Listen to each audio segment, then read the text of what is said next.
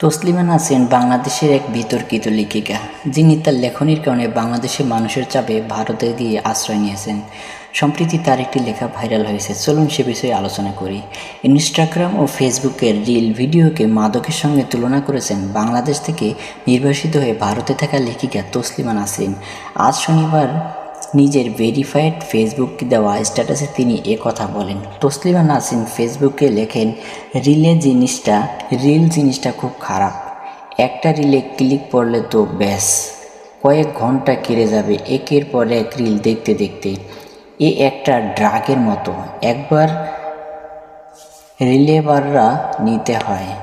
রক্ত যেমন ড্রাগকে ডাকে, রক্ত রিলকেও ডাকে। রিলের নেশা থেকে নিজেকে মুক্ত করতে না পারলে ক্রিয়েটিভিটি গোল্লায় যাবে। রিল ক্রিয়েটিভ মানুষের জন্য নয়, যাদের কাজকর্ম নেই, সময়ের কোনো দাম নেই, টাইম পাস করার জন্য টাইম খোঁজে, রিলে তাদের জন্য।